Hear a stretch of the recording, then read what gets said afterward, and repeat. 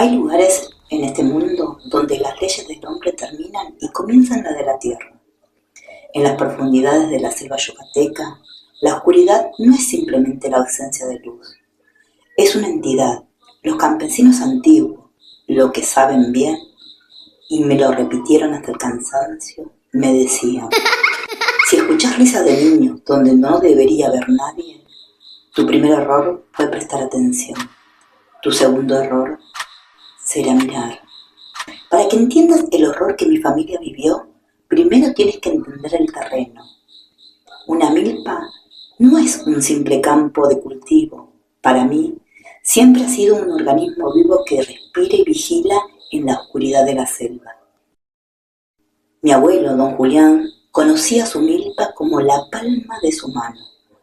Yo lo veía regresar con las manos maltratadas por el tacto áspero de las hojas del maíz, que tienen pequeños dientes microscópicos capaces de cortar la piel si te descuidas. Es una vegetación densa, un laberinto de tallos verdes y amarillentos que, al caer la noche, parecen retorcerse hasta adoptar formas humanas. El aire allí abajo es distinto. Es una mezcla espesa de humedad sofocante, el aroma dulce y podrido de la tierra fértil, y ese olor amargo de la savia del maíz que se te queda pegado en la garganta. Cuando el sol se oculta, la milpa se convierte en una barrera infranqueable.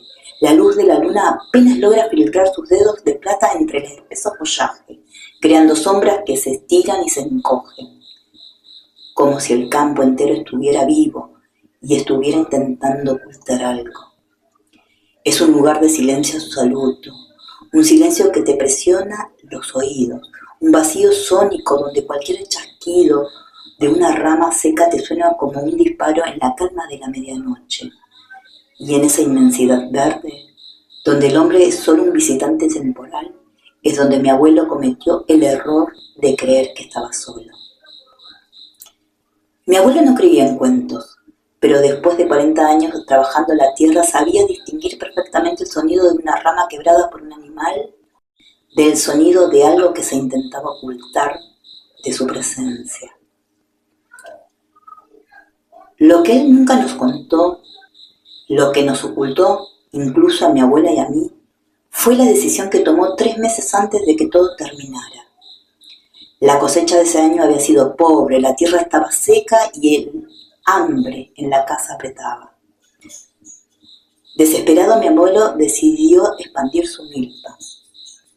No se detuvo donde los viejos del pueblo marcaban el límite del monte. Ignoró la zona de piedra, donde decían que descansaban los antiguos, y con su machete derribó los árboles sagrados que protegían un altar de piedra olvidado, el altar que marcaba el territorio de los guardianes. Él sabía lo que hacía. Yo sé que sabía. Yo sé que había escuchado las historias, pero la necesidad lo cegó. Vendió la madera, aró sobre el altar y sembró donde nadie debería sembrar. Él pensó que la selva había olvidado. Pensó que los guardianes eran solo un mito para asustar a los niños. Ese fue su verdadero pecado. No solo cultivó maíz, cultivó su propia sentencia. La primera semana fue solo una molestia. Mi abuelo pensó que eran los muchachos del pueblo vecino jugando a bromas pesadas. Pero cuando yo lo acompañaba por las mañanas al campo, la realidad se torcía. No había huellas de botas, había surcos diminutos, tan profundos en el barro que parecían hechos con algo con un peso antinatural. El maíz no estaba roto por el viento, estaba doblado, trenzado, con una precisión que desafiaba cualquier lógica humana, como si alguien o algo hubiera pasado horas trabajando en la oscuridad ordenando la milpa bajo reglas que nosotros no comprendemos. Para el tercer día, el horror se mudó dentro de la casa. Comencé a notar cambios en nuestra pequeña vivienda de madera. Al despertar, las herramientas no estaban donde mi abuelo las había dejado. Su machete, su linterna, nuestro escaso alimento, todo amanecía movido al centro de la habitación, formando un círculo perfecto. Él cerraba la puerta con doble cerrojo cada noche. Lo vi hacerlo pero cada mañana la puerta estaba entornada, apenas 1 centímetro, como si algo, desde afuera, hubiera estado empujando suavemente durante horas, esperando a que nuestro cansancio venciera a la voluntad. Y luego vino el 5.º día, el sonido. No era el viento, no eran los animales, era una risita, una carcajada aguda, contenida, que no venía de la selva, venía de debajo de las tablas del suelo de mi propia habitación. Imagina el pavor de estar acostada en tu propia cama, en la absoluta oscuridad, y sentir que algo respira justo debajo de tu espalda. Mi abuelo no volvió a encender la luz. Tenía miedo de que al hacerlo viera algo que ya no le permitiría volver a cerrar los ojos. Ese fue el momento en que su mente comenzó a fracturarse. Ya no éramos los dueños de nuestra tierra, éramos intrusos en un territorio que claramente estaba siendo reclamado por sus verdaderos dueños y antiguos habitantes. El terror no es ver un monstruo. El terror es darte cuenta de que tu casa, tu refugio, ya no te pertenece, que cada noche esas cosas han estado ahí, estudiando tu respiración, midiendo tu miedo. La 7.ª noche, el silencio fue más pesado que nunca. Mi abuelo ya no aguantaba más. El miedo, que antes lo paralizaba, se transformó en una rabia ciega. Empuñó su machete con los nudillos blancos y tomó su linterna. El haz de luz, débil y titilante, parecía un cirio en medio de un abismo negro. Yo me quedé temblando en la esquina de la habitación. Al poner un pie en el patio, el aire se sintió gélido, a pesar de la humedad de la selva. Movió la luz de la linterna por el frente de la casa buscando, exigiendo una respuesta. Y entonces la luz chocó contra algo justo junto a la pared de maíz. Al principio quise creer que era un niño, perdido, pero la luz reveló la mentira. Lo que estaba allí no tenía la suavidad de la carne humana. Era una criatura pequeña, encorvada, con extremidades desproporcionadamente largas que se plegaban sobre sí misma como las patas de una araña.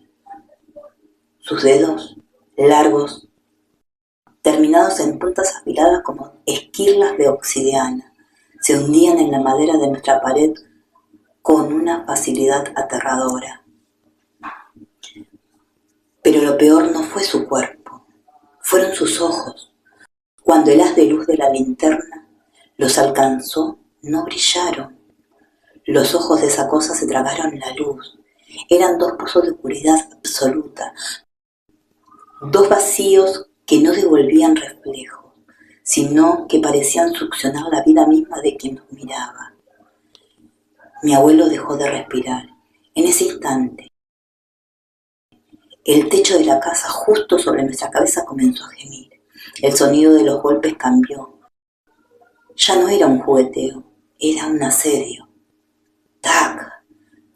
Una viga se partió. ¡Tac! La madera se astilló hacia adentro. Algo estaba bajando, algo estaba entrando, y entendimos demasiado tarde la advertencia de los abuelos. Los aluxes no piden permiso cuando deciden que la tierra debe volver a ser suya. Mi abuelo no vio a una criatura, vio un aviso, y en ese instante entendí que por qué los antiguos dejaban ofrendas de comida y miel. No era para pedir favores, era para pagar un alquiler por vivir en una tierra que nunca nos perteneció. Mi abuelo desapareció 3 días después. La policía local rastreó la selva durante semanas, pero no encontraron nada, ni rastro de una lucha, ni pertenencia, ni restos. Solo encontré la casa intacta, inmaculada, rodeada de un círculo perfecto de huellas diminutas que envolvían la vivienda como un sello. Como si algo hubiera estado esperando pacientemente a que se nos agotara el tiempo.